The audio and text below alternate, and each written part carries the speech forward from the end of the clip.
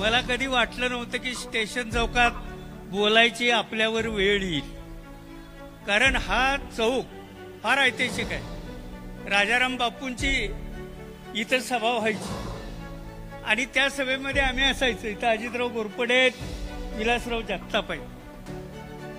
परंतु आज परिस्थिती अशी आली की मला बोलल्याशिवाय गत्यंतर नाही असं वाटायला, कारण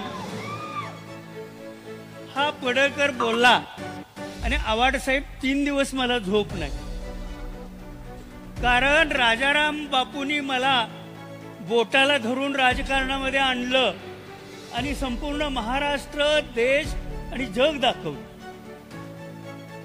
अरे आम्ही विद्यार्थी असताना मला कळत नव्हतं राजकारण कसलं आहे, यायची इच्छाही नव्हती. आता सारखं कुणाचं पाय झिजवायला लागत नव्हतं. आणि कारखान्याची मोठी निवडणूक लागली वसंतदादा आणि राजाराम बापूंच्या मध्ये. त्यावेळेला कॉलेजमध्ये काम करत असताना वाळव्याचा हा दिलीप पाटील राजाराम बापूंनी आपल्या कारखान्याचा संचालक केला. 73 साली इथं असणारे किती जण जन्माला आले ती मला माहित नाही.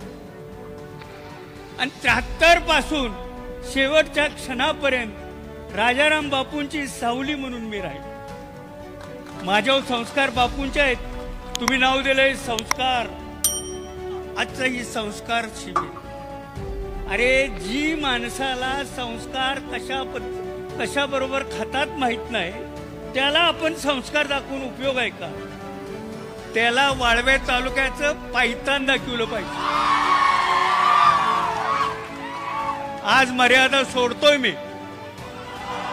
हा, आणि बापूनी आम्हाला इथं आणलं. अरे या अंगावली कपडे सुद्धा बापूंनी घेतली.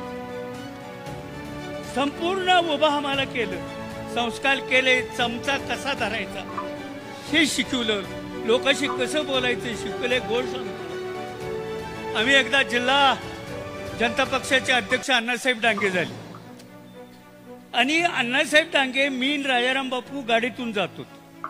मी जरा अण्णासाहेब डांगेची चेष्टा केली, काहीतरी म्हणलो. बापू लागलीच माझ्याकडे डोळे उठून, दिलीप तुला कळतं का रे मोठ्या माणसांशी कसं वागायचं असतं?